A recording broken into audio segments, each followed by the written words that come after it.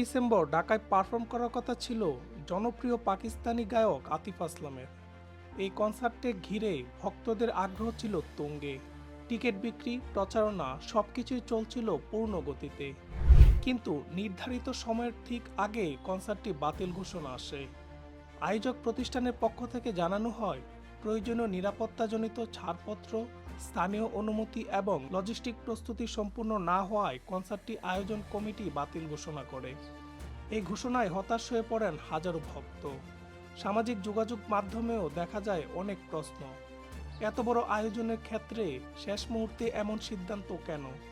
তবে কনসার্টটি বাতিল হলেও আতিফ আসলামের ঢাকা সফর বাতিল হয়নি, এটাই সবচেয়ে বড় আলোচনার বিষয় হয়ে দাঁড়ায়।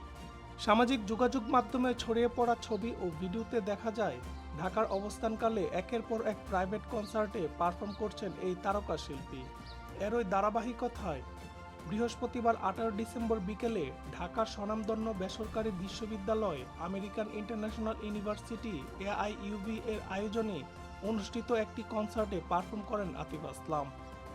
এর আগে 15 ডিসেম্বর ঢাকার একটি অভিজাত ক্লাবে আয়োজিত প্রাইভেট শোতে পারফর্ম করেন তিনি।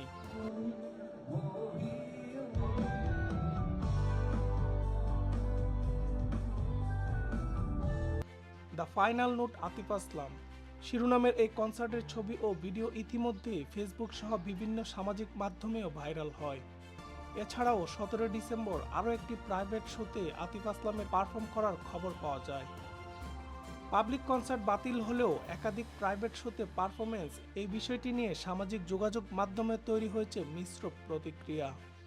একদিকে ভক্তদের উচ্ছ্বাস, অন্যদিকে প্রশ্ন, পাবলিক কনসার্ট বাতিল হলেও প্রাইভেট শোতে কিভাবে পারফর্ম করেন। সব মিলে আতিফ আসলামের ঢাকা সফর ঘিরে তৈরি হয়েছে আলোচনা, বিতর্ক এবং কৌতূহলের এক নতুন অধ্যায়। कैसे जिया